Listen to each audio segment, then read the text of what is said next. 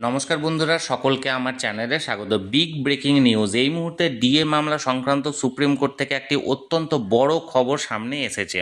আজকে সুপ্রিম কোর্টে বহু প্রতীক্ষিত ডিএ মামলাটি শুনানির জন্য দিন ধার্য করা ছিল।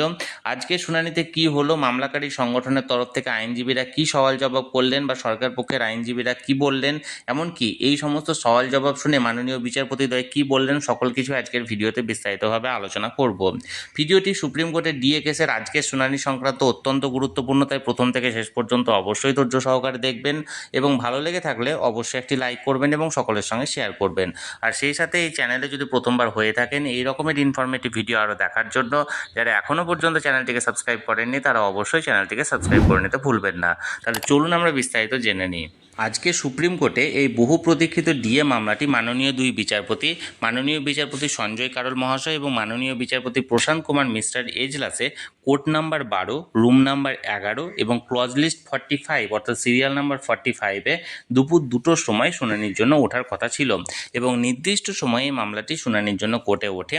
আজকের মামলা শুনানিতে কি হলো চলুন আমরা এক নজরে বিস্তারিত জেনে নিই। আজকে দুপুর 2টোর সময় নির্দিষ্ট সময়ে এই মামলাটি শুনানির জন্য উঠেছিল এবং বেশ কিছুক্ষণ ধরে এই মামলাটি শুনানি চলে। এরপর সরকার পক্ষের আইনজীবীরা এই মামলাটির ক্ল্যারিফিকেশনের জন্য আরও কিছু সময় প্রয়োজন এই যুক্তি দেখালে এই মামলাটির তরফ থেকে বিচারপতিদ্বয়ের তরফ থেকে এই মামলাটির পরবর্তী শুনানি আগামী 26শে আগস্ট করা হয়েছে।